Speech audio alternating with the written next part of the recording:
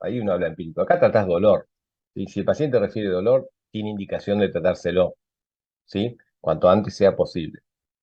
Por un lado, ¿sí? Por el disconfort que genera, y por otro lado, desde el punto de vista de la fisiopatología que genera, o dicho de otra manera, todos los mecanismos que desencadena el dolor en un paciente, en cualquier cuadro clínico, ¿sí? Más allá de la etiología del cuadro. ¿Y cuándo es el momento indicado para ocuparse de la analgesia? Cuanto antes, ¿sí? No hay un tiempo. Si el paciente vos cuando tenés contacto, y en cuanto puedas, obviamente, colocar una vía endovenosa o a través de alguna vía subcutánea, en cuanto puedas, iniciás el manejo del dolor, ¿sí? ¿Se entiende eso? ¿Qué es lo que va a pasar con ustedes en las guardias, ¿sí? Las guardias generales. Va a ser el problema elegir qué tipo de analgésico, ¿sí? Por ejemplo, los más comúnmente distribuidos son diclofenac, ¿sí? Ketorolac, que eso es para el trauma agudo. En algunos lugares está habiendo cada vez más uso de paracetamol endovenoso, en su forma endovenosa, no así la vía oral, ¿sí? Si no estamos hablando de paracetamol endovenoso. El problema que tiene el paracetamol endovenoso es que todavía sigue siendo una presentación cara. ¿Y por qué sería buena? Porque la podés asociar con un AINE, por ejemplo, con diclofenac, buscando sinergia para el dolor y antiinflamatorio, ¿sí? Eso por un lado. Otro tipo de fármacos que van a tener, ¿sí? Dipirona, generalmente usado como antitérmico, pero algo de alivio analgésico tiene. Después tramadol, ¿sí? Sepan ustedes que el tramadol cada vez es más cuestionado, su rol en la emergencia o para el manejo del dolor en pacientes con cuadros agudos críticos, ¿sí? Por la cantidad de efectos adversos que tiene. Después otros tipos de analgésicos van a ser fentanilo, ¿sí? Opioides, qué sé yo, morfina, nubaína. Eso la mayoría de los lugares van a contar con ese tipo de analgésicos, ¿sí? Ustedes tendrán que decidir cuánto analgésico. Y acá tienen que empezar o recordar el concepto de manejo del dolor escalonado de la OMS, ¿se acuerdan? ¿Ustedes creen que un paciente gran quemado, ¿sí? ¿Lo van a poder cubrir o tratar solamente con paracetamol? La respuesta es no, ¿sí? O solo con una ampolla de diclofenac, la respuesta es no. Van a tener que sumar, ¿sí? Van a tener que sumar fármacos, van a tener que ir al tercer o cuarto escalón. Después, sí, en algunos lugares, no está ampliamente distribuido acá en la ciudad de Santa Fe, pero en algunos lugares usan ketamina, ¿sí? Buscando un poco ese efecto que tiene disociativo y demás, ¿sí? Un segundo. Pero más que nada, AINES y derivados de los opioides. Esos son los principales fármacos para manejo del dolor del gran quemado. Ya vamos a ir repasando esos conceptos a través ¿cómo es? De una clase magistral, a través de PowerPoint, ¿no? Pero bueno, ¿alguna otra pregunta con los líquidos? Los líquidos van a tener que reponer de líquidos, van a tener que ver dónde están trabajando y cuál es el protocolo que tienen. Hay distintas fórmulas, ¿sí? La fórmula más conocida es la de Parkland, que establece que vos tenés que reponer de 2 a 4 milímetros, perdón, por kilogramo de peso por superficie corporal, por porcentaje de superficie corporal quemada. Te va a dar una cantidad en mililitros o su conversión en litros, ¿sí? Lo particular de esto es que te va a dar volúmenes altísimos, 8 litros, 7 litros, porque depende del peso. 8, qué sé yo, 10 litros. La particularidad de esto es que una vez que vos calculaste el total, la primera mitad se la tenés que pasar en las primeras 8 horas. O sea, tomemos número redondo, 10. La fórmula de 2 a 4 mililitros por kilogramo por porcentaje de superficie corporal quemada nos dio 10 litros. Ese es el déficit de volumen que tiene nuestro paciente. Los primeros 5 litros se los vas a pasar en las primeras 8 horas, no de que vos lo recibís al paciente, porque puede venir de un traslado prolongado, sino desde que se produjo el episodio. O sea, ¿a qué hora fue la exposición a ese elemento con el cual se quemó el paciente? ¿Fue a las 12 del mediodía? Bueno, ya han pasado 6 horas para nosotros, ¿sí? Entonces, esos 5 litros se los vas a tener que pasar en 2 horas, ¿sí? Porque dijimos, el 50% se pasa en las primeras 8 horas y el 50% restante, es decir, los otros 5 litros, lo vas a tener que distribuir en las siguientes 16 horas. Esto es de manual, esto es de libro, esto es una fórmula. Después vos tenés que ver las características del paciente, chicos. No es lo mismo expandir a uno de ustedes que a un paciente con un gran quemado con 85 años. ¿Se entiende? Y esas son las limitaciones que tienen un poco las fórmulas. Después van a ver que hay una fórmula que se llama fórmula de Parkland modificada, ¿sí? Que habla directamente de 2 mililitros por kilogramo de peso por porcentaje de superficie corporal quemada. Algunos detractores de esta fórmula de Parkland modificada dicen que se quedaría corto con la reposición de volumen para un paciente gran quemado. No hay una verdad absoluta. Lo que van a tener que hacer ustedes es adaptar los requerimientos, ¿sí? Adaptarse a los requerimientos del paciente, y lo que van a tener que controlar es sobre todo los signos de hipoperfusión. Y acá cobra fundamental importancia controlar la diuresis. Entonces, otro concepto es, en un gran quemado póngale sonda vesical en cuanto se pueda, porque van a tener que controlar diuresis estricta, ¿sí? Insisto, vos a un paciente de 80 años le querés pasar 5 litros de solución fisiológica en 2 o 3 horas, y la verdad que el resultado no va a ser el mejor. Lo más probable es que te haga una sobrecarga, ¿sí? Hídrica. Eso por un lado, o tal vez algunos pacientes te hacen cuadros de hipertensión abdominal, o sea, mucho más grave. Bien. Eso en cuanto a la reposición de volumen la van a tener que adaptar. Lo único, sí, acá hay una salvedad con respecto a qué cristaloide van a usar. Dejemos de lado los coloides no van a usar en este tipo de pacientes, por lo menos de inicio. Vamos a trabajar con cristaloides y recuerden el concepto de cristaloides. Dextrosa 5 y 10%, fisio o solución salina, porque es la manera correcta de denominar, y ringelactato. Como tienen que pasar gran cantidad de líquido, muchos sachets para hablar de manera coloquial, les conviene elegir ringelactato en un gran quemado, ¿sí? Eh, Recuerden la variación de pH. La solución salina, un pH de entre 4,55, el ringelactato entre 5,56, depende de donde lo lea, y es una solución balanceada, o sea, es mucho más cercana a nuestra fisiología. El concepto es, van a expandir con cristaloides o van a reponer volumen con cristaloides, y dentro de estos, de ser posible, como hay que pasar grandes cantidades, lo que van a tener que elegir es ringelactato si hay en el lugar. Si no, solución salina, no hay otra. No usan coloides porque está demostrado que aumentan la mortalidad de este tipo de pacientes, por lo menos en inicio. Después en terapia intensiva es otro manejo, tiene otra lógica. Bien, ¿se usa la tasa inicial basada en la edad? No, Sofía, la verdad que no. ¿Sí? Calculamos más que nada por peso, ¿sí? A ver, cada uno, depende de donde el lugar que estén, es el tipo de protocolo que van a usar. Eso es lo otro que tienen que tener claro. No es lo mismo trabajar en un hospital de tercer nivel que tiene unidad de quemados que trabajar en un SANCO de una localidad pequeña y no hay nada, ¿sí? Eh, pero no, generalmente ajustado por edad no. Se calcula así con fórmula de Parkland de manera grosera. Creo que sobre todo en la mayoría de los lugares donde existen este tipo de pacientes, por lo menos en el inicio, se maneja con la fórmula de Parkland y no ajustado a edad, ¿sí? Hay una controversia muy grande, si ustedes lo buscan, ¿sí? Hay hasta un grupo de entusiastas a nivel mundial que tiene que ver con la sobrecarga, o que están en contra de la sobrecarga de líquidos, o sea, para que ustedes tengan idea a qué nivel se debate. Desde el punto de vista práctico, sí, calculen Parkland, pasen el 50% en las primeras 8 horas, el otro 50% en las segundas 16 horas. A veces lo que te podés encontrar es que, como estás controlando diuresis y no logra tu objetivo, tal vez tengas que reponer más volumen. O tal vez tu paciente empieza a mostrar signos de encharcamiento, entonces tendrás que bajar o lentecer esa reposición, ¿sí? No hay una fórmula mágica. Eso tienen que saberlo, lo van a tener que adaptar ustedes, ¿sí? Y según el paciente que tiene, las características que usted tiene. Bien. ¿Alguna otra pregunta? Si no, si ya no es por el chat, por acá por lo menos. Pregunten. Vamos, vamos. Activen su micrófono y pregunten.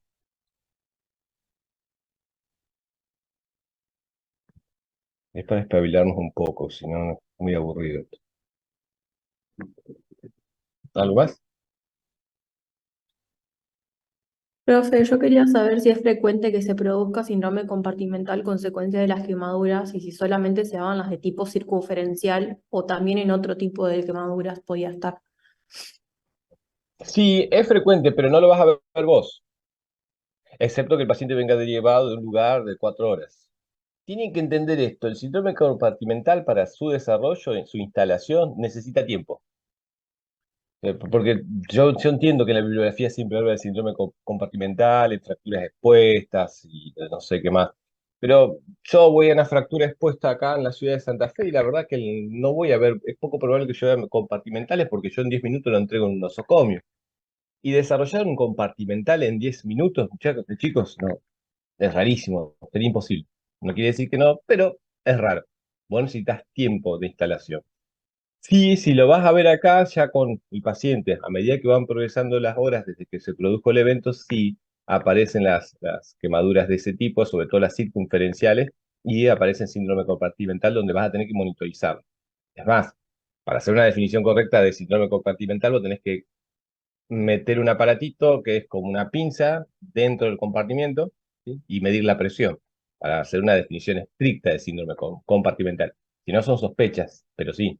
Es frecuente y sobre todo en las circunferenciales. Buenísimo, gracias. No, de nada. Ahora, María José, si tu paciente viene bajando de Reconquista 4 horas y sí, y vos lo recibís en una guardia, en un nosocomio acá, y ya viene con 4 horas de evolución encima, probablemente puedas verlo, ¿sí? Pero acuérdense que para desarrollar un síndrome compartimental, yo no les puedo decir, te- lo vas a ver en 1 hora, en 2 horas. Necesita tiempo para su instalación. Eso tienen que saberlo, que no es en cuestión de minutos. ¿Tá? Y eso trasládenlo a cualquier tipo de síndrome compartimental, no solamente con gran quemado. Bien, ¿alguna otra pregunta? Yo tenía una duda también Ujú, relacionada a ese tema de que sea un traslado de varias horas. Por ujú, ejemplo, en un paciente que suponemos que tiene una quemadura por inhalación de gases y que vos ujú. sabés que en un lapso de tiempo quizá otros métodos para ventilarlo no van a funcionar y es indicación y obligación de nosotros intubar al paciente para que llegue a un hospital de tercer nivel, por ejemplo, si tenés 3 horas de viaje, cuatro, Sí, 5. sí. En realidad, si tenés tantas horas de viaje, ya es un problema del sistema, Emanuel. O sea, ahí arrancamos mal, ya, para cualquier cosa, ¿sí? Ese es el primer punto. No confundan lo que es intoxicarse en un incendio con inhalación de humo o cianuro de hidrógeno, de cianuro, sí, de hidrógeno. Esa es una opción.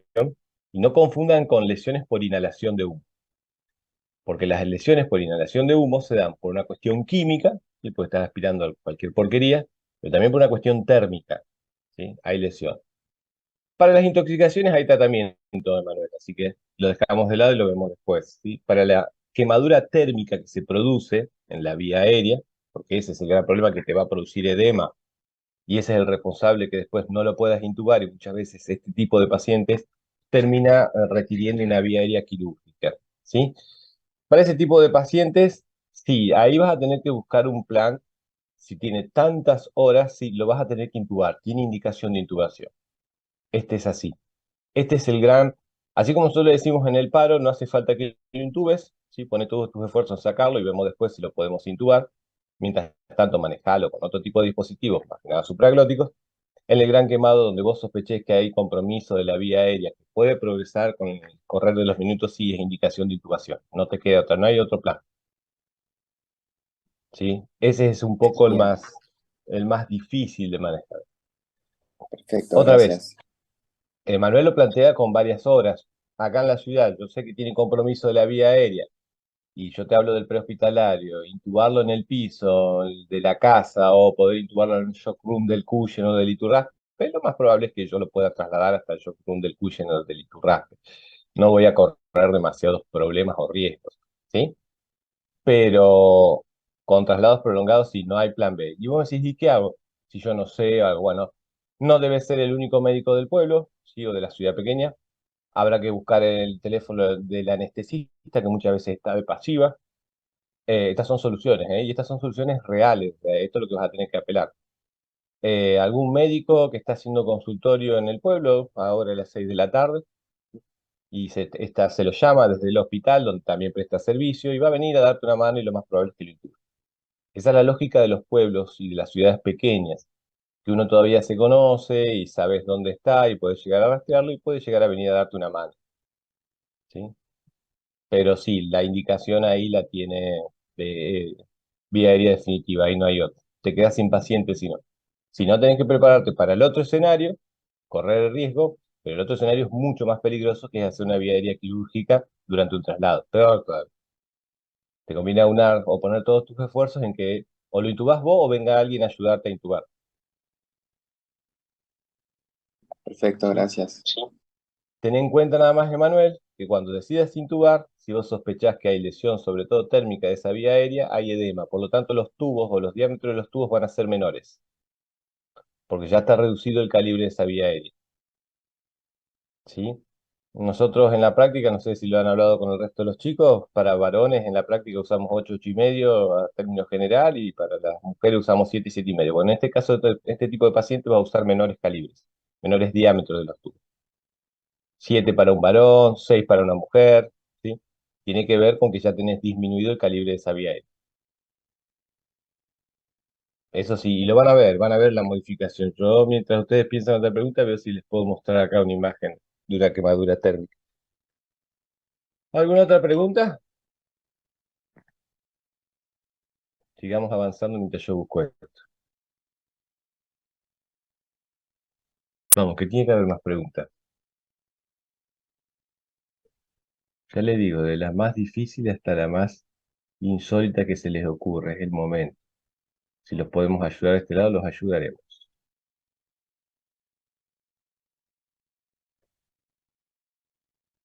¿No?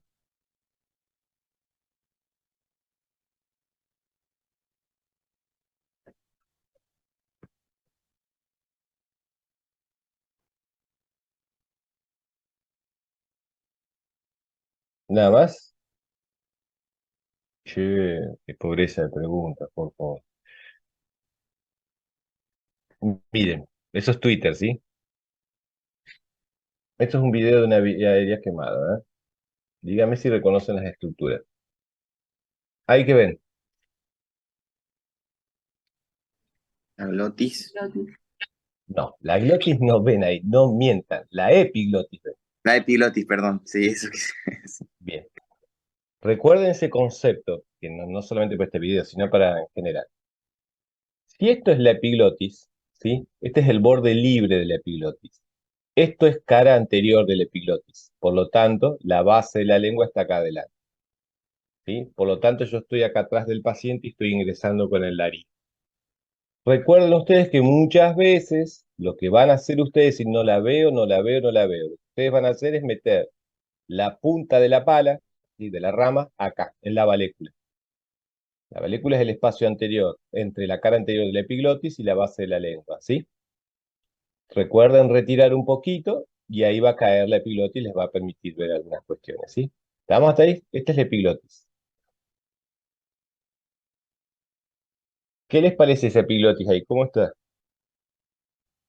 Está dematizada. Está gruesa, ¿sí? Ujú. Está dematizada, ¿sí? Ahí podría llegar a ver la glotis de Manuel. Y eso que estás viendo vos, ¿sí? Es un edema agudo de pulmón, no cardiogénico, ¿está?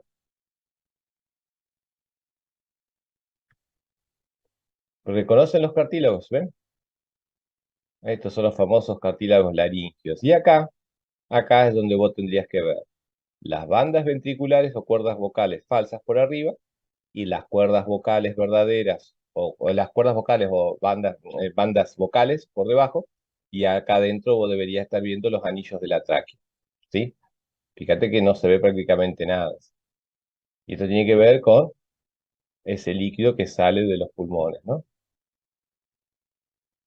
Esa es una guía de Eichmann, ¿sí? Ven que no ve muy bien, y ahí va a introducirla, ¿sí? Fíjense lo que cuesta. Y eso que está usando un video, ¿no?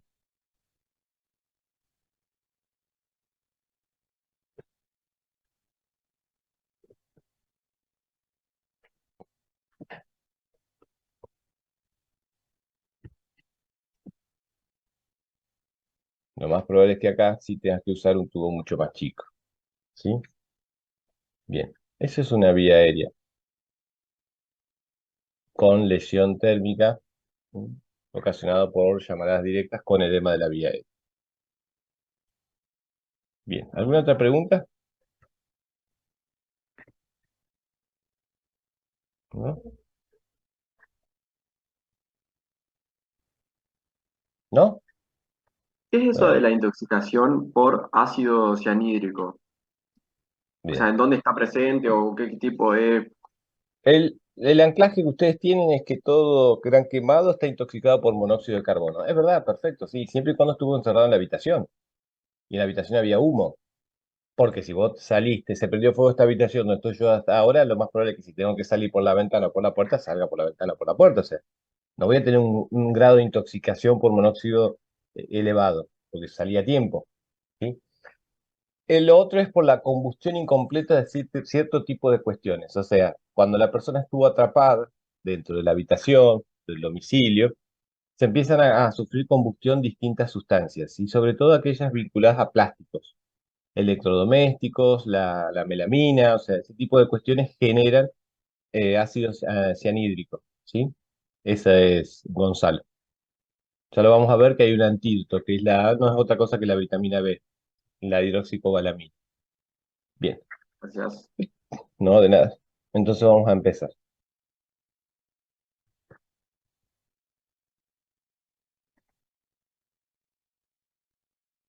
Comenzamos con una pequeña definición para no perder la costumbre de seguir estos formatos tradicionales, ¿no?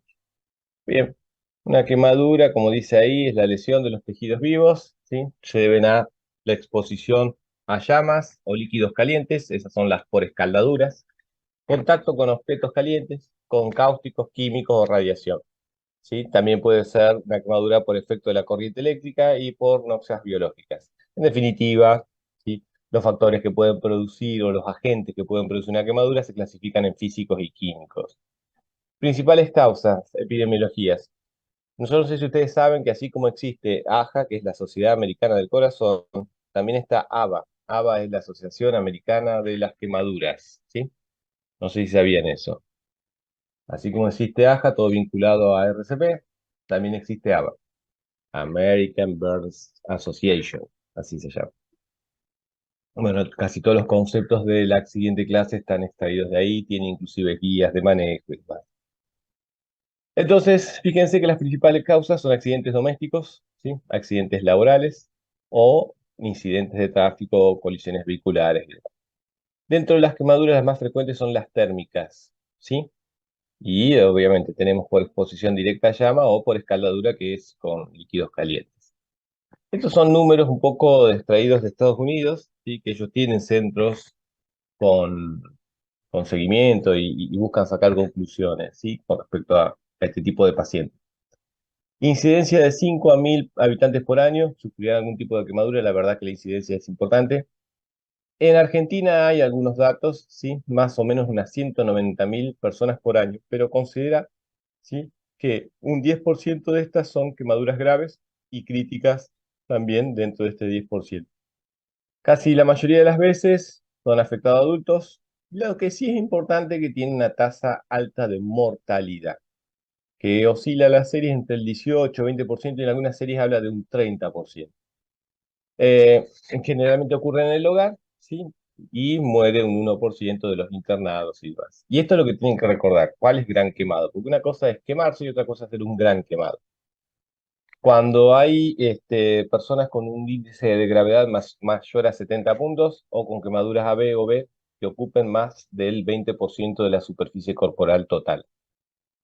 Tiene una particularidad, como siempre, el adulto mayor, en el caso mayor de 65 años, ahí se necesita un porcentaje menor, y esto está vinculado a las comorbilidades que tiene este tipo de pacientes con menor reserva fisiológica para enfrentar este tipo de cuadro clínico. También individuos que tienen quemaduras respiratorias por inhalación de gases tóxicos. Este no es un escenario, gracias a Dios, no es un escenario tan frecuente. Casos de quemaduras eléctricas, este sí, chicos, ¿por qué? Porque hay operarios que trabajan, ¿sí? En los tendidos eléctricos de alta y mediana tensión.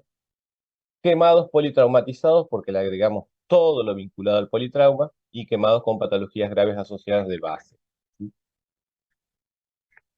Eh, y esta pregunta nosotros la venimos planteando, ¿qué significa ¿sí? Un quemado en la emergencia, más allá del entorno donde estén trabajando o recibiendo otro tipo de pacientes, ¿sí? La mayoría de ustedes va a sentir aversión por este tipo de pacientes. Por un lado, por los cuadros que van a ver, ¿sí? Por un lado, cómo ven al paciente. Por otro lado, el olor, que ustedes dirían, qué feo. Sí, sí, es un dolor muy feo, muy especial, muy penetrante. No deja de ser carne chamuscada, por decirlo de una manera coloquial, que a uno le impacta. El grito de dolor del paciente, eso que me preguntaban al principio, todo eso hace que agregue confusores a nuestro modelo mental, ¿sí? Y nos lleve muchas veces a preocuparnos por la magnitud de la quemadura y no por manejar su vía aérea, por ejemplo. Nos llama tanto la atención y empezamos a venir todo, mirá que, mirá toda la cara, todo el pecho, esto, aquello. Bueno, lo que no les puede pasar es eso, ¿sí? Lo que tienen que recordar en particular para todos los pacientes, ¿sí? Pero para este, a tener muy en cuenta son los equipos de protección personal. En el contexto prehospitalario, el tema de la seguridad en la escena. Acuérdense siempre que ustedes son personal sanitario barra de salud. Ustedes no van a hacer rescate. Ahí tendrán que llamar a una unidad de bomberos, ¿sí? Y después bomberos hará el rescate y les cederá o le va a transferir el paciente a ustedes.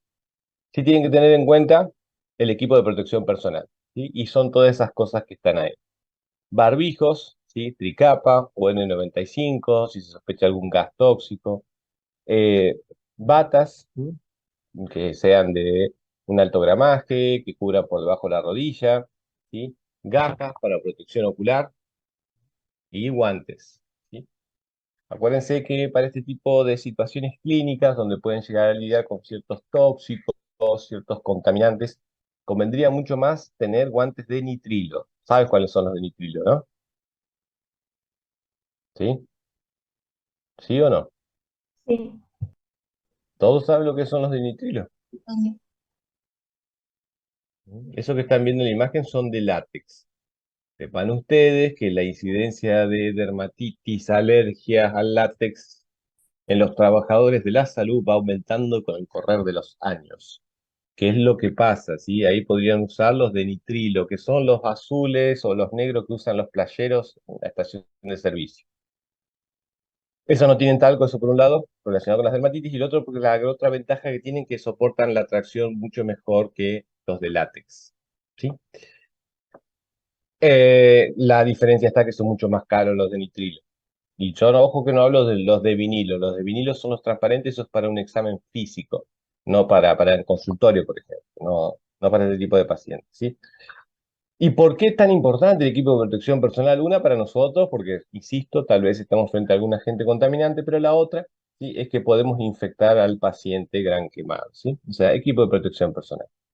Y esto sí como concepto general, y espero que esto los ayude un poco.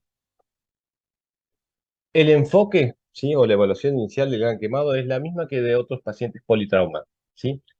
Lo que van a ustedes buscar con la evaluación inicial es encontrar aquellas lesiones que, eh, que comprometen la vida del paciente siguiendo cierto orden y resolviéndolas de manera inmediata, ¿sí?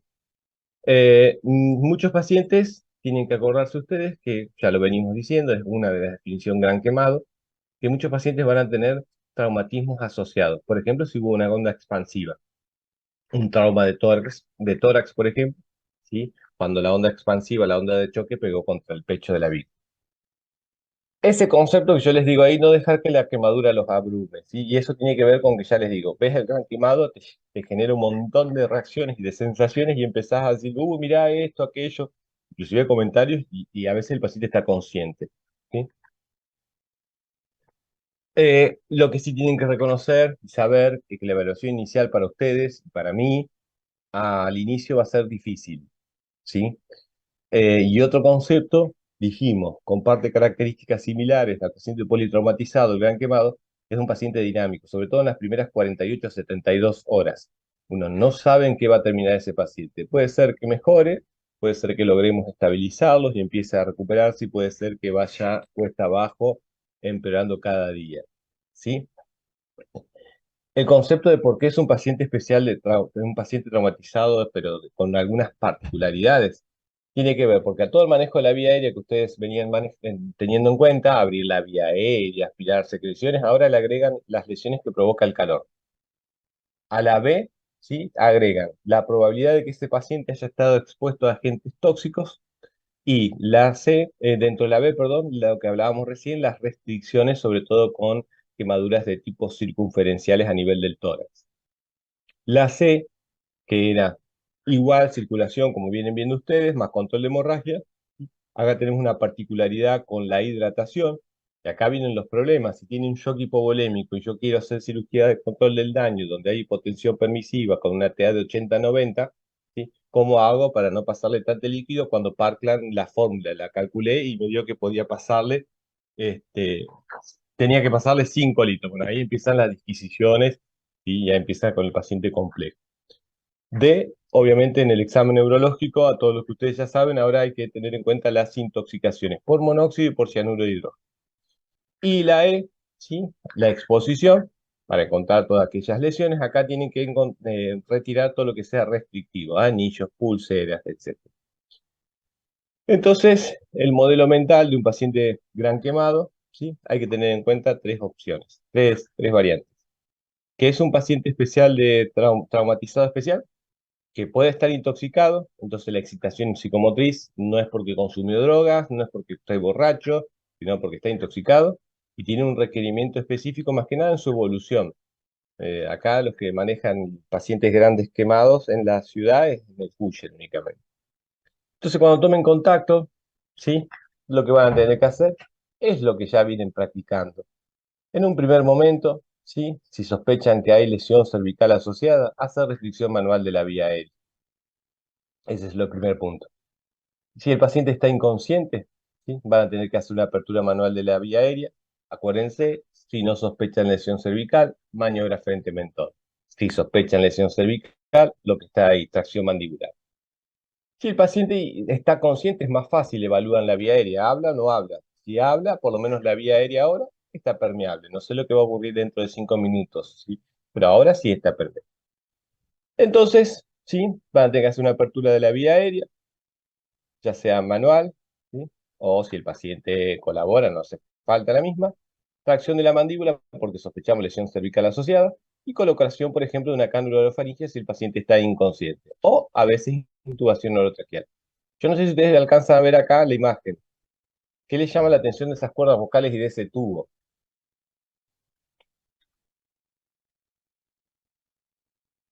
¿Mm? ¿Qué les llama la atención? De las cuerdas vocales, o bandas vocales, como se dice ahora, y del tubo. Esa pequeña imagen a la izquierda, en esta acá.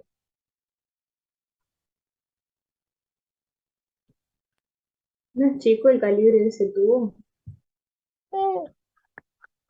Difícil Además, ese verlo. tubo creo que es el que creo que es ese que se puede hablar sin colapsarse, que usa mucho en neuro.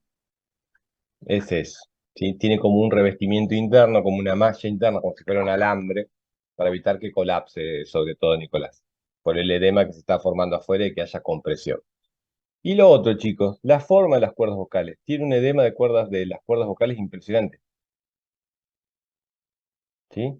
Las cuerdas vocales acá abajo y estas son las bandas ventriculares. Miren el edema que hay. Están muy gruesas. ¿Sí? En definitiva, acá no varía mucho, ¿sí? Restricción de la movilidad espinal. Este es un collar stiff neck, ¿sí? El de las valvas, acuérdense, yo aprovecho para repasar algunas cuestiones, ¿no?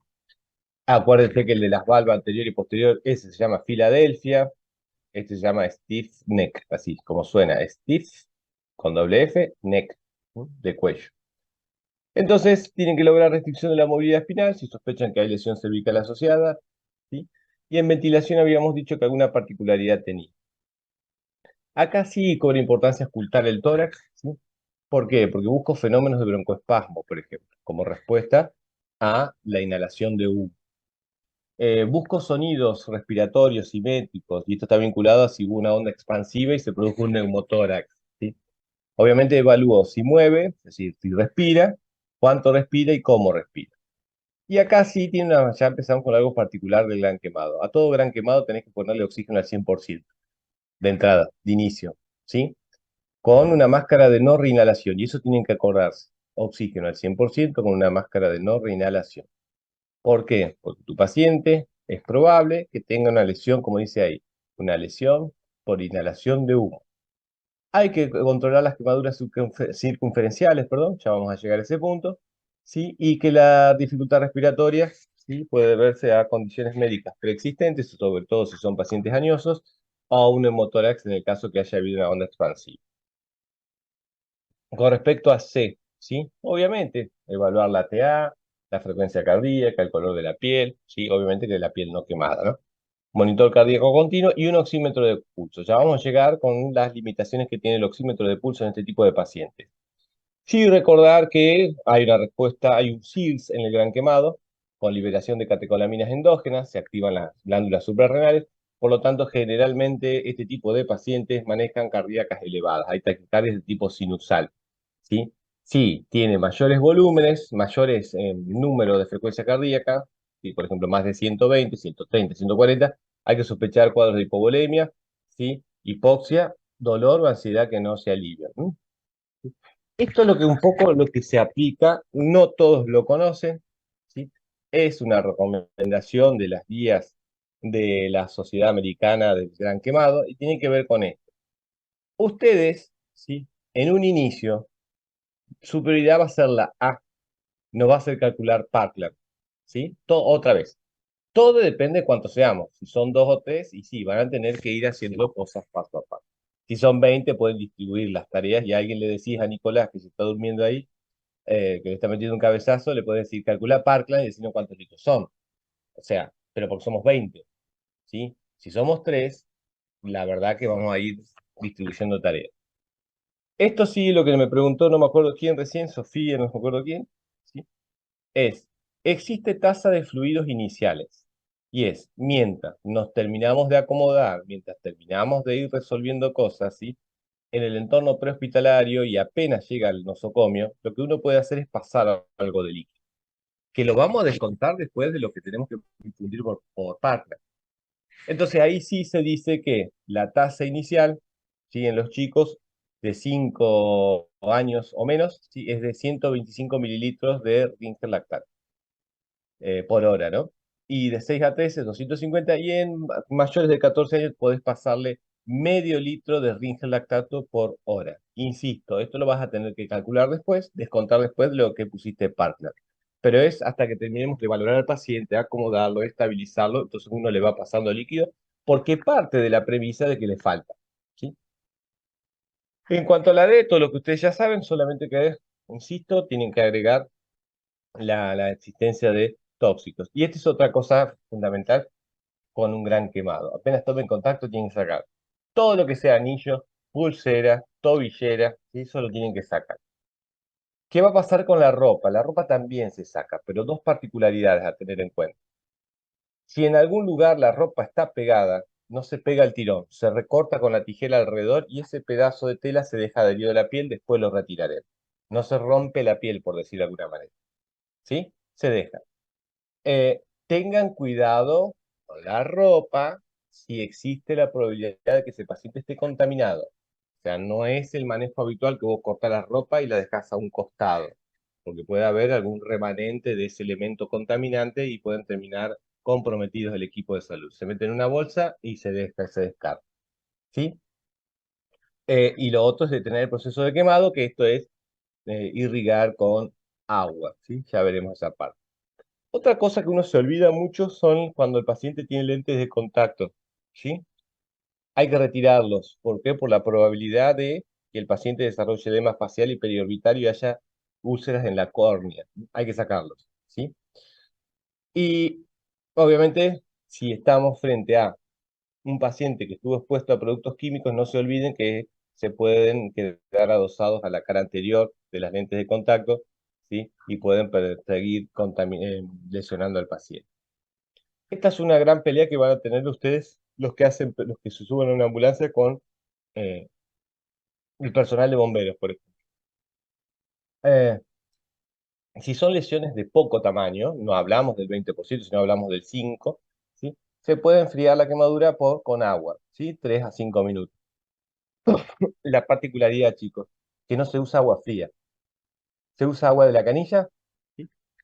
O sueros, perdón, el sachet de solución salina con los cual lo vais irrigando al paciente. Lo mejor sería tener sachet de agua destilada. Bueno, a temperatura ambiente se lo vas tratando de enfriar un poco en un intento de disminuir la extensión de la quemadura. Lo otro, ¿sí? Así haga 40 grados en Santa Fe, que es durísimo, tenés que mantener la temperatura corporal central del paciente. Pacientes con una superficie corporal quemada mayor al 20% pierde su mecanismo de conservación del calor, por lo tanto tiene facilidad para terminar en hipotermia. Para evitar eso, ¿sí? Por más que ustedes transpiren, tanto el habitáculo trasero de una ambulancia como el shock room de la guardia no puede estar con un aire prendido a 20 grados, ¿sí? Van a fomentar la hipotermia. Acuérdense que la hipotermia en este tipo de pacientes, al igual que pertenecía al que tenía un shock hipovolémico, no lo ayuda. ¿Sí? Otra cosa es cubrir con mantas, ¿sí? Acá no se preocupen, las mantas tienen que estar ni siquiera estériles, pero tienen que estar limpias, ¿sí? Y lo que van a tener que hacer, cuando repongan volumen, es calentar los líquidos en un intento de disminuir la probabilidad de hipotermia. Hay unas particularidades, y esto sí se los pongo porque esto lo van a ver. Si hay quemaduras por alquitrán o asfalto, como la que muestra ahí, ¿sí? Estas sí tienen la particularidad, por ejemplo, en obreros que están reparando la autopista, una calle. Esta sí tiene una particularidad. Estas tienen que enfriarlas con agua. Las quemaduras por alquitrán o por asfalto, hay que enfriarlas con agua fría. O sea, ahí necesitan enfriar este tipo de sustancias, ¿sí? Fíjense que sale como un poco de vapor acá. Y eso tiene que ver con que hay que enfriar la quemadura. Y si hay quemaduras químicas, ¿sí? Tiene una particularidad. No es tan frecuente en nuestro medio, ¿sí? O hay un subdiagnóstico de este tipo de cuadros. Cuando hay quemaduras químicas, sí, se deben cepillar los químicos. Y acá viene la pregunta, en el prehospitalario no van a tener cepillo, ya les aviso. No existe. ¿Por qué? Porque la gente, como es un escenario infrecuente, ¿para qué lo vas a tener? Porque es así. Eh, y luego, una vez que pudiste retirar el compuesto, ahí sí lo lavas con agua corriente, ¿sí? Todo eso en cuanto a evaluación inicial. Después sigue una vez que ya vamos a abordar cada punto. Una vez que evaluaste al paciente de manera inicial y detectaste las lesiones que potencialmente comprometen la vida, ¿sí? Y las pudiste resolver, ahora tenés mucho más tiempo y podés pasar a una evaluación secundaria. Acá lo de siempre, chicos, la historia, el historial médico, ¿sí? Peso del paciente, evaluación completa de la cabeza a los pies, determinación del porcentaje de superficie corporal quemada, tasas de fluido ajustadas, ¿sí? Laboratorios, radiografía, monitorizar la reanimación con líquidos, manejo del dolor, la ansiedad, y el apoyo psicosocial y cuidados de heridas, ese es una segunda instancia, ¿sí? Cuando uno habla de historial o de historia, ¿sí? Son cómo se produjo la quemadura, ¿sí? Y hay distintas preguntas que uno se puede hacer. Esto sí, esto no es para que lo sepan de memoria, ¿sí? No tiene sentido. Sí, sepan qué preguntar para orientar su manejo del paciente, ¿sí? ¿Cómo ocurrió? ¿Sí? Si estuvo atrapado o pudo salir enseguida, porque eso ya te habla de intoxicaciones más allá de la quemadura, ¿sí? Si el paciente fue encontrado por alguien en la habitación, si se tiró de un segundo piso, y porque ahí le agregás todo lo que sea vinculado a trauma, si hubo muertos en la escena, ¿sí? Si se quemó la ropa, si hubo explosión, esa es otra, si fue un accidente, una colisión vehicular. ¿Sí? Entonces son preguntas para pacientes con lesión por quemaduras por llamas, ¿sí? Si hubo una colisión vehicular, cuán deformado estuvo el auto, todo lo que ustedes ya saben, ¿sí? Cuántos tiempos estuvo atrapado, si lo pudieron sacar enseguida, eso le preguntas al equipo prehospitalario si lo vas a recibir. Y la cosa cambia un poco con las escaldaduras. Las escaldaduras es típico de verlos lamentablemente en pacientes pediátricos, ¿sí? Puede llegar a haber algún paciente adulto mayor, pero es poco probable que algunos de ustedes, de la de ustedes, sufra quemaduras por escaldadura. ¿Sí?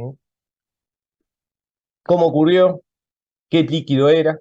¿Sí? ¿A qué temperatura estaba? Si estaba a principio de hervor o si ya estaba hirviendo.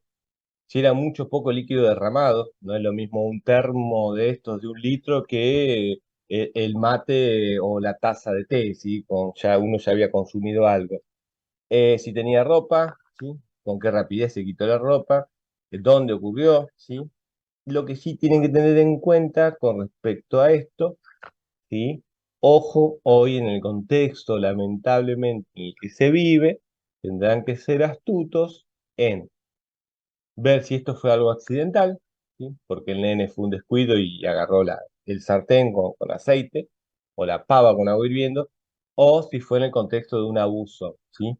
O de violencia, de maltrato infantil. Eso lo van a tener que pesquisar con todas las particularidades que eso tiene, y bueno, no vamos a hablar de eso acá, ¿no? Lesiones químicas que agentes, ¿sí? Lo más probable es que ustedes no sepan cuando la persona diga, y mirá, usé tartato de no sé qué sé yo, y vos decís, ¿qué es eso? Buscalo en internet, no pasa nada. Nada, no se va a morir el paciente porque vos busques en el buscador, ¿sí? De qué te está hablando. Pero sí sepan qué, ¿sí? Cómo ocurrió, cuánto fue la duración, y si hubo decontaminación en el lugar. Decontaminación es sacar la ropa, hacer un cepillado y hacer una irrigación. Es un error común, ¿sí? Que cuando vos llegues a lugares donde se producen lesiones químicas, generalmente son empresas o parques industriales, chicos. Es tal la desesperación que te lo suben a la ambulancia como sea. ¿Sí? El problema es que vos estás llevando al paciente contaminado, contaminando tu ambulancia y lo más probable es que contamines un nosocomio, ¿sí? Y obviamente cuando uno habla de contaminación, habla también incluso al personal de salud. Esta también tiene una particularidad, quemaduras eléctricas, ¿sí? Sobre todo en operarios, ¿sí? Nosotros hemos asistido acá en la ciudad de Santa Fe a operarios de la EPE que estaban en un barrio, uno terminó carbonizado, el otro amputado, o sea, son lesiones, cuando están expuestos a ese tipo de corrientes son lesiones graves, ¿sí? Y después ya es poco probable, yo no he tenido mucha experiencia o no he visto muchos pacientes con quemaduras eléctricas dentro del domicilio, o sea, una cuestión residencial, sí laboral, ¿sí? Y aunque ustedes no lo crean, he visto alguno que otro alcanzado por un rayo, ¿sí? Como una descarga, un peligro medioambiental. Historial médico, el famoso AMPE, SAMPLE, AMPLET, depende de donde lo lean, ¿sí? La evaluación de cabeza a pies, que esto ustedes ya lo saben. Y bueno, ¿alguna duda hasta acá? Profe, con respecto a a las quemaduras de tipo químicas, hay muchos compuestos que no está, digamos, no, se trata de no tirar agua porque puede avivar la reacción. ¿Qué se hace en esos casos? ¿Cómo ayudas al paciente en ese caso? No, ahí no tiras agua, pero sí le sacas la ropa y va Bien. a quedar desnudo, ¿sí? O por lo Se menos con la ropa interior. Pero nada más que eso. Lo que sí, María José, tenés que tratar de averiguar, porque ese es un problema, ¿eh? Porque ¿cuál sería lo mejor sería, chicos, que creo que ustedes lo han visto con Fiorenza, eso, no sé si a lo largo de la carrera, todo lo que es intoxicaciones o tóxicos, puede ser, síndromes tóxicos, si mal no recuerdo. Sí. En cualquier guardia lo que debería haber, hay unos manuales, ¿sí? Que vienen con toda la existencia de los productos químicos que hay en nuestro medio. Y te dice qué síntomas y signos va a tener cuando se ha sufrido intoxicación y cómo tenés que resolverlo. ¿Qué es lo que pasa? Nosotros inclusive lo teníamos en la ambulancia, María José. Se llaman psiquime. Lo fueron perdiendo, ¿sí? Tirando, porque usando para apoyar el pie de la mesa o de la silla. Lamentablemente somos así, esa es nuestra idiosincrasia del personal de salud. Y eso va a llevar, como es un escenario frecuente y encima no tenés claro con qué estás lidiando, ¿sí? Va a llevar a muchos errores y lo vemos, ¿sí? Entonces, tratar de, en ese el consejo sería, ahí sí, ustedes que les gusta estar con el celular siempre, acuérdense lo que yo les digo, usalo, no hay problema. Cuando tratás de que te diga con qué estabas trabajando, o qué estabas transportando, o qué había almacenado en tu lugar de trabajo, buscalo, no pasa nada. No tenés por qué saber, porque el Siquim es un libro así, les aviso, que se actualiza cada 2 o 3 años. O sea, es imposible, a menos que te dediques a eso, es imposible que conozcas todo, ¿sí? Que te diga él qué tiene, a qué estado expuesto, y buscarlo, no pasa nada, ¿sí? Pero sí es verdad, hay algunos que no se recomiendan tirar agua. Todo depende del líquido, de la sustancia en juego. Bien, seguimos con la segunda parte entonces, ¿sí? Un poco ya más de tratamiento para ustedes. ¿Sí? Esto es como un poco la introducción. Bien. Y acá sí ya vamos a charlar cuestiones más terapéuticas. Bien. Ustedes piensan que la prioridad pasa por, ¿sí?, ver la extensión o la profundidad de las quemaduras. No, la prioridad pasa por la evaluación inicial y si encontrás problemas, resolvelos. ¿Sí? Nicolás Pérez es alguien de acá del grupo, ¿puede ser? ¿Es compañero de ustedes? ¿No? ¿No lo conocen? Bueno, No. no lo vamos a Asumo. admitir por ninguno de ustedes lo conoce. Bien, la gravedad, sí, depende de la profundidad de la extensión, sí, y otros factores, obviamente, la edad, problemas médicos preexistentes y demás. Insisto, la prioridad no es la profundidad ni la extensión lo que te va a hacer mucho, ¿sí? Clasificaciones de quemaduras, chicos, las que quieran, hay un montón. Primer grado, segundo grado, profunda, superficial, superficial mixta, B, o sea, las que quieran, ¿sí? Elijan una, no las mezclen nada más, ¿sí? Lo que tienen que tener en cuenta es que eh, cuando uno habla de quemaduras, más que nada está hablando de espesores, ¿sí? Y en la afectación o cuánto del espesor de la piel puede afectar esta quemadura al paciente va a depender de la temperatura de la gente, la duración del contacto, por eso es tan importante que ustedes en el interrogatorio recaben ese dato, el espesor de la epidermis y dermis, y esto tiene que ver con los extremos con el paciente añoso, acuérdense, hay una atrofia de la epidermis y de la dermis, por lo tanto la probabilidad de que el espesor afectado o comprometido sea mayor es mucho más probable, y el suministro de sangre al área. Recuerden ustedes que en la quemadura tiene una parte central que ya hay necrosis, ¿sí? La segunda capa es una capa de oligoemia, o sea, vasoconstricción y alrededor, como tercera capa, tiene una zona de hiperemia. Entonces, lo que uno trata de hacer, la parte necrótica central ya está jugado, por decirlo de alguna manera. La parte central, ¿sí? Lo que uno va a tratar de salvar, perdón, es la capa intermedia, así que no siga avanzando, no se siga extendiendo esa quemadura, ¿sí? Esto lo voy a repasar rápido porque esto lo pueden encontrar en cualquier lugar, no hace falta que lo sepan de memoria. Las de primer grado son cuando ustedes toman el sol ahora que se viene esta época del año, ¿sí? Ahí, se pone roja la piel, el área afectada, y duele, molesta o pica, ¿sí? Que ahí vienen los gel solares y todo eso, ¿estamos de acuerdo? Esa es sencillita. ¿Sí? Es de primer grado, ¿sí? Y se afecta obviamente la capa superficial de la piel, más precisamente la epidermis. Resuelven, ningún tipo de cicatriz, cero drama. Las de segundo grado superficial, sí, esta sí ya se afecta la epidermis y las capas más superficiales de la dermis. El signo cardinal acá es la ampolla, ¿sí? Cuando hay flictenas. ¿Sí? ¿Recuerdan, ustedes saben cuál es la diferencia entre ampolla y flictena? ¿Lo han visto eso en algún lado? No es la extensión. Y el tamaño, ¿sí? Ujú. Acuérdense, vesícula, ampolla, flictena, ese es el tamaño, tiene que ver con milímetros, ¿sí? Pero bueno, quemaduras de segundo grado superficial, el síntoma cardinal es la ampolla y duele, obviamente, ¿sí? El de segundo grado profundo, ¿sí? Es dolorosa. Esta es la que puede requerir escarotomía un poco, María José, lo que vos preguntabas hoy con respecto a la restricción, ¿sí? Necesita tratamiento especializado, la interconsulta posterior por cirugía plástica, ¿sí? Generalmente hay cicatrización patológica, es decir, con cicatrices queloides. ¿Se acuerdan del jugador de fútbol, Tevez, ¿sí? Que tiene todo acá en el cuello afectado? Bueno, esa es una cicatrización patológica, eso es una cicatrización queloide y queda muchas veces como secuela la hipo o despigmentación cutánea, ¿sí? La de tercer grado con espesor total, esta es la que más llama la atención y demás. La piel la van a ver que está totalmente deshidratada y está tensa, casi no hay relieves, ¿sí? Los relieves óseos, todos se pierden porque la piel, insisto, está súper tensa. Por eso se habla de que tiene la forma de un pergamino, o la textura de un pergamino. Esto de es indolora porque hay lesión de las terminales nerviosas que transmiten los impulsos nociceptivos. Así lo estudiábamos nosotros siempre. Eso fue lo tradicional. Hay algunos autores que dicen que esto no es así, ¿sí?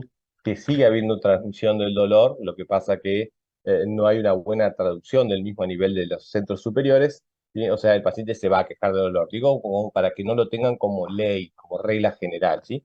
Puede llegar a doler a pesar de que ustedes vean de que la piel está afectada por todos lados. Y las de cuarto grado sí, ya son las que van mucho más abajo y hay compromiso de aponeurosis, músculos, tendones y huesos, ¿sí? En cuanto a la extensión, otro problema que ustedes se vuelven locos, ¿sí? Muy simple. Apliquen regla de los 9. ¿No te la acordás? Saca el dibujo. Yo tampoco, yo les voy a confesar algo, yo no me acuerdo, yo tengo que mirar el dibujo, yo no puedo acordarme, no sé. Me resulta mucha carga cognitiva mental, ¿sí? Es una, Me resulta mucha carga cognitiva. Bueno, cabeza era 4.5 adelante, 4.5 puntos atrás. Yo saco el celular y lo miro si lo tengo a mano. Lo tengo en un apartado especial. ¿Por qué tendría que saber esto de memoria? ¿Sí? Prefiero acordarme las dosis de las drogas para hacer una secuencia de intubación con drogas. O sea, la verdad prefiero ocupar mi cabeza en esto. Esto lo puedo memorizar, lo puedo tener en el celular. Digo esto para que no se enloquezcan, ¿sí? Sacan el celular, miran, che, a ver, afectados los dos miembros inferiores, y adelante y atrás, y bueno, 9 por 4, 36% de la superficie corporal afectada. ¿Se entiende eso? Lo mismo que Glasgow, ¿sí? Usen las ayudas cognitivas, lo mismo que el algoritmo de paro, ¿no te lo acordás?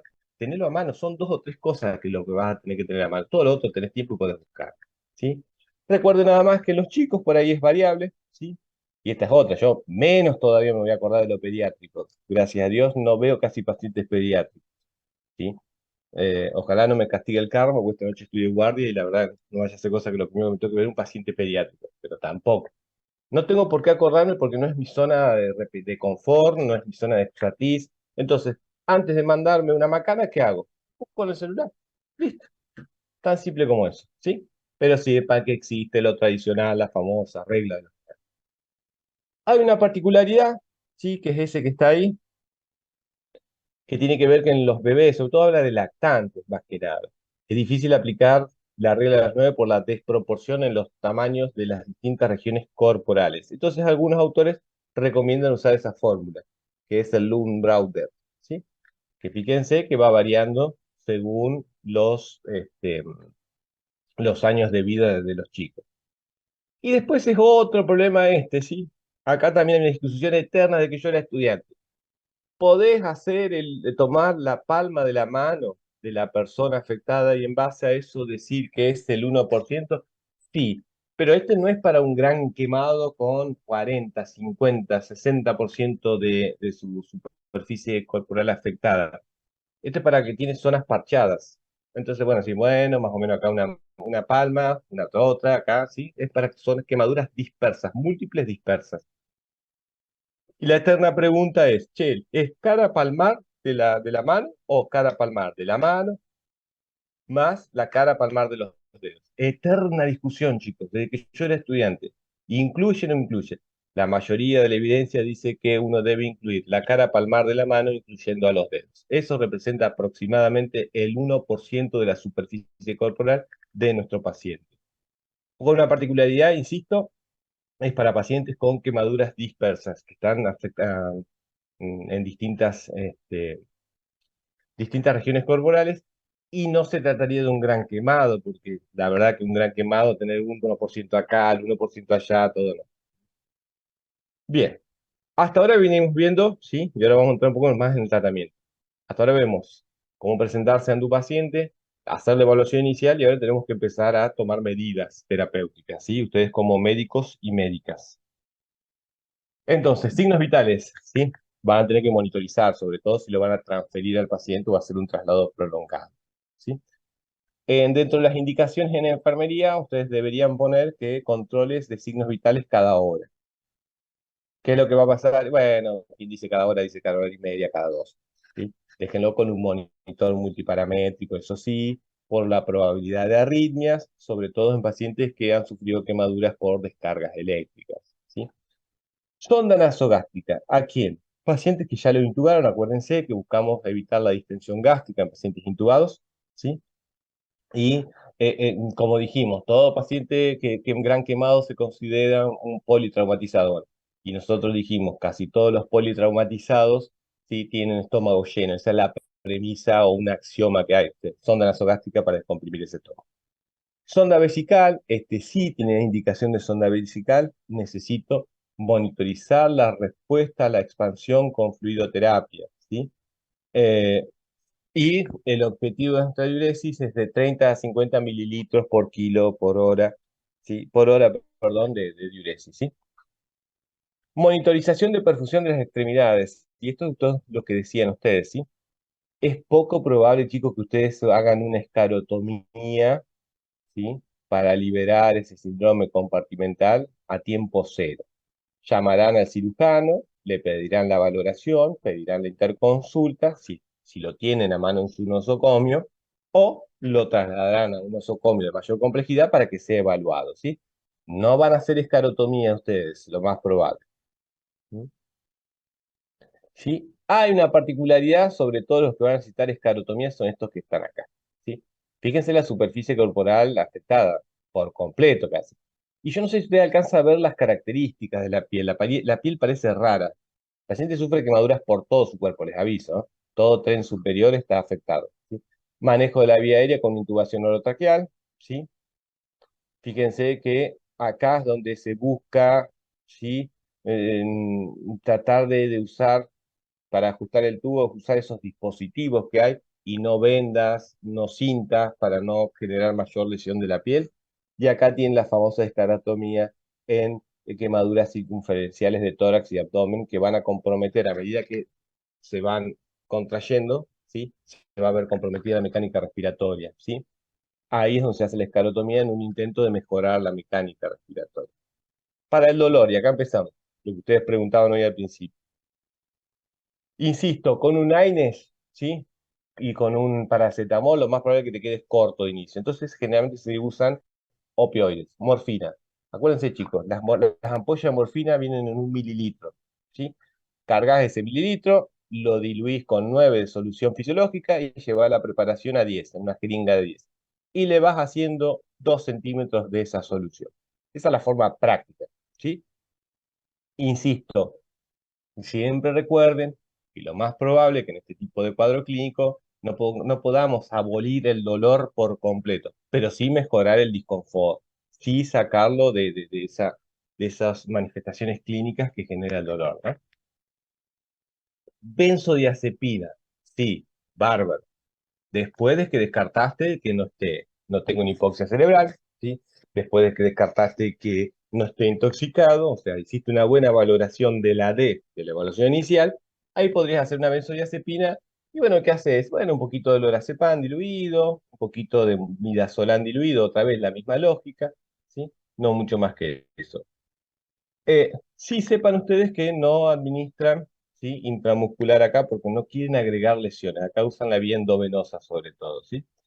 Y esto que yo les puse acá, inmunización contra el tétanos, es poco probable que ustedes se lo acuerden en una guardia, en una emergencia, en un shock room, pero sepan que ese paciente necesita cobertura con la vacuna contra el tétanos, ¿sí?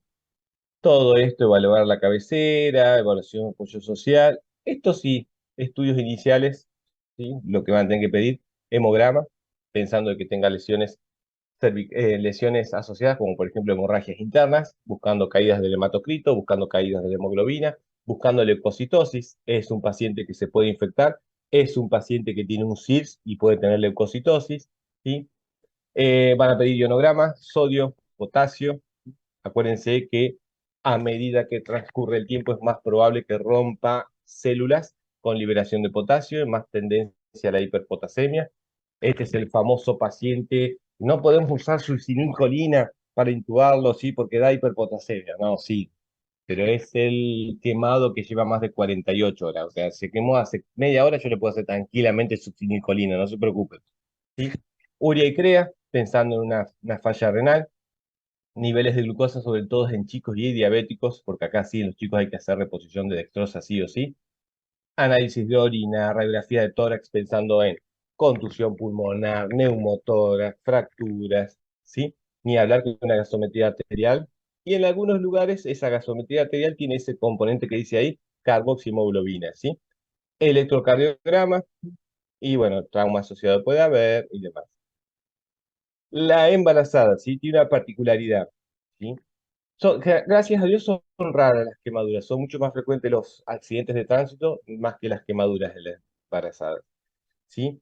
Hay que evaluar y tratar a la madre como paciente principal, ¿sí? A través de la evaluación inicial, hacer una correcta evaluación inicial, ¿sí? Manejo de las vías respiratorias, ¿sí? Y acá llegamos a este punto, lesiones por inhalación de humo, y quiero llegar a esta parte. La lesión por inhalación, ¿sí? Se llama así, LIH, así lo van a buscar, lo van a encontrar en los libros de terapia intensiva. Es la aspiración y o inhalación de gases sobrecalentados, vapor, líquidos calientes o productos nocivos de combustión incompleta. Ahí el que le decía el compañero, ¿sí? Por ejemplo, el plástico de los electrodomésticos, que se encuentran en el humo, ¿sí? Hay distintos tipos de inhalación, de lesión por inhalación. Acá es la primera, esta es la que ustedes siempre recuerdan. Por la exposición a gases tóxicos, incluido el monóxido y o el cianuro. Pero lo que ustedes no recuerdan son generalmente estas acá. Hay lesiones supraglóticas y hay lesiones infraglóticas, ¿sí? Supra es por encima de las cuerdas vocales y estas son las que causan el edema mucoso severo, el que les mostré en el video. Esa es una auténtica quemadura o una lesión por inhalación de humo supraglótica. Y la inflamación y el edema subglótico, ¿sí? De las vías respiratorias es el que yo le mostraba, ese paciente en el video, el que tenía ese exudado, esa espuma que salía de la tráquea. Bueno, ese es el que tiene una lesión infraglótica asociada, ¿sí? Entonces, llegamos a este punto.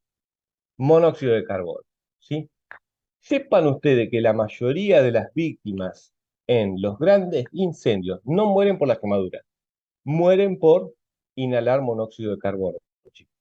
Y encima tiene una particularidad, que no tiene olor, es insípido, ¿sí? Y el paciente no se da cuenta y va progresando la complejidad de los síntomas con el transcurrir de los minutos, ¿sí? Y tienen que tener en cuenta este concepto, la carboxihemoglobina es la hemoglobina que se une al monóxido en lugar del oxígeno. Acuérdense de esa famosa cosa que ustedes veían en segundo año, que la hemoglobina tiene una afinidad 200 a 220 veces mayor por el monóxido, ¿sí? Por el CO2, ¿sí? ¿Se acuerdan de eso? Que por el oxígeno. Acá hablamos de CO, pero tiene una mayor diferencia, una mayor afinidad por unirse al monóxido. ¿Esto en qué te lleva? Que la hemoglobina, en vez de estar unida al glóbulo rojo, ¿sí? Está unida al monóxido y hay hipoxia tisular. Hay distintos niveles, ¿sí? Y el nivel de carboxihemoglobina en sangre determina la aparición de síntomas. Más allá de esto, chicos, si lo sospechan, la solución, ¿sí? Es pasarle oxígeno, ¿sí? Cuanto antes. Ya vamos a llegar a ese punto. Máscara de no reinhalación, FiO2 cercana al 100%. Esto que ustedes ven acá es la famosa coloración cereza de los intoxicados por monóxido de carbono. Yo no lo vi nunca, ¿sí? Pero fíjense, inclusive el lecho subungual, ¿ven? Que hay como una cianosis subungual, ¿no? Esta es la piel sana y esta es la coloración cereza. Yo nunca la vi en vivo. Sí la he visto a través de los libros y comentarios y demás. Esto es uno de de los hallazgos más graves de un paciente intoxicado por monóxido. Y acá llegamos a un problema. Esto sí es importante. Ustedes van a contar con oxímetros de pulso, ¿sí? Y tengan en cuenta que puede haber una sobreestimación de la saturación de oxígeno. Porque no se olviden ustedes que este oxímetro de pulso lo que hace es medir ondas, de longitudes de onda. No discrimina si es hemoglobina unida al glóbulo rojo o si es hemoglobina unida al oxígeno o hemoglobina unida al monóxido, ¿sí? Si es carboxihemoglobina o hemoglobina con oxígeno. Tira un valor, ¿sí? Entonces, el concepto general es todo paciente que vos sospeches que hay una intoxicación por monóxido de carbono, esta lectura que te da el oxímetro es falsa, pensá en menos. Excepto que puedas dosar carboxihemoglobina, que es mucho más exacto y eso es un análisis con sangre.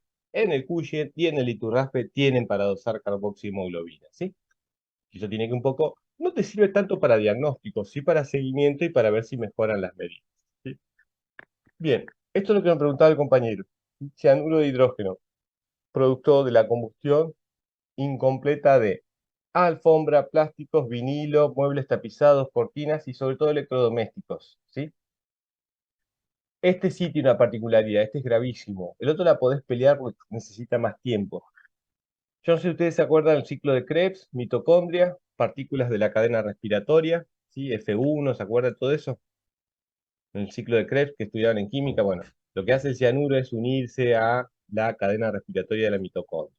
Acuérdense que la verdadera respiración es la respiración celular, ¿sí? Bueno, acá el cianuro se está uniendo a estas partículas elementales, ¿sí? De la mitocondria e impide la respiración celular, por lo tanto va a haber muerte de lesión, muerte celular, y eso va a llevar a la muerte muchas veces del paciente. ¿Cómo sospecho? Una, por la exposición. Che, estuviste mucho tiempo atrapado. ¿Qué se quemó? Se quemó el colchón, las cortinas ahí, ya empezás a sospechar que hay una intoxicación por cianuro, y sobre todo si le agregás taquipnea, disnea y la excitación psicomotriz, sobre todo, ¿está? Y sobre todo confusión. Ahí uno ya empieza a sospechar de manera empírica. No hay algo, un laboratorio, un test de laboratorio, como sí lo tienen para la intoxicación por monóxido, ¿sí? Para la intoxicación por cianuro de hidrógeno. Entonces es más empírico, ¿sí?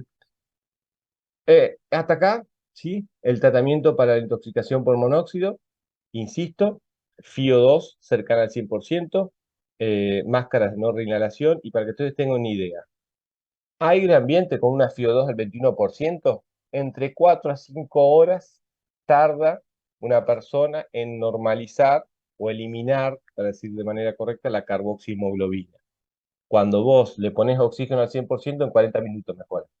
O sea, lo vas a dejar en observación a tu paciente, le vas a poner oxígeno, le pedirás un ácido base de control, una oximetría, ves si mejoran los síntomas, ¿sí? Si había algún fenómeno de broncoespasmo por la inhalación de este tipo de sustancias. Y bueno, le tendrás que hacer beta 2 y le harás un corticoide endovenoso para mejorar el broncoespasmo. Pero sobre todo lo dejas para monitoreo.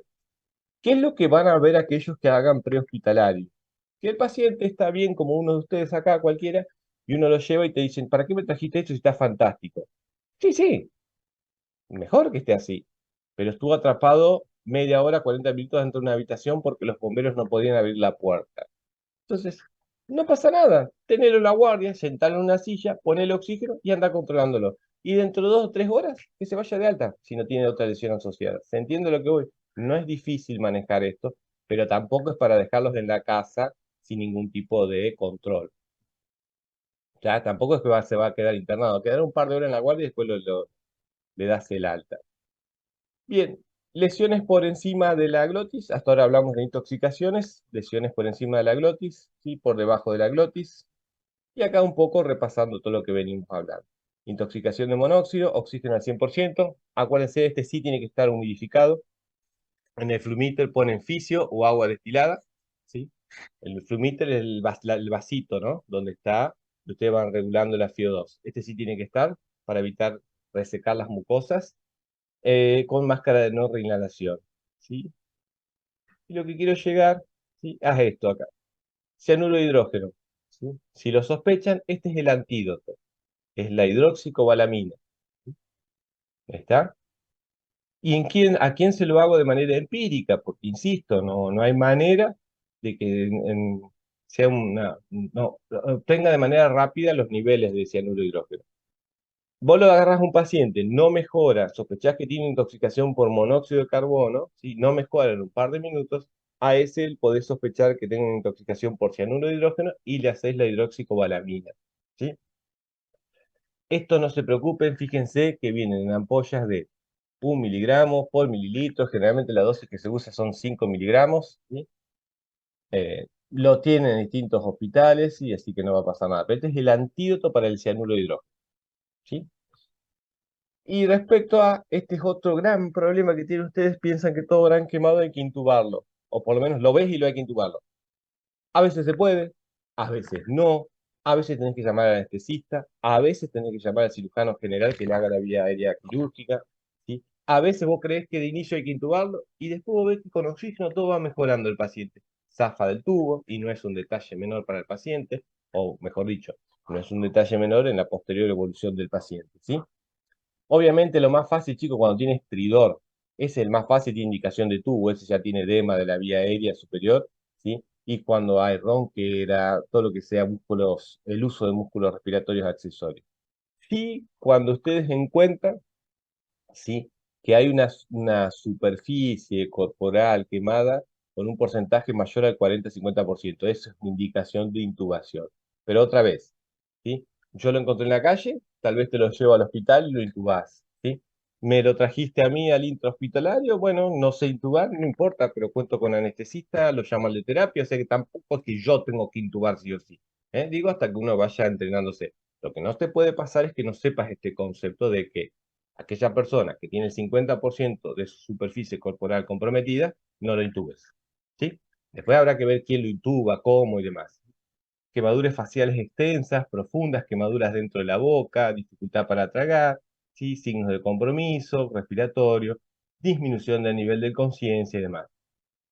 Cuando ustedes evalúan al paciente, sí tienen que pedirle que abra la boca, si está consciente, y ahí ver si hay resto de esputo carbonáceo, si las vibrisas, que son los pelitos de la nariz, no están quemados, ¿sí? Todo eso hace que, pero uno no intuba por eso, ¿sí?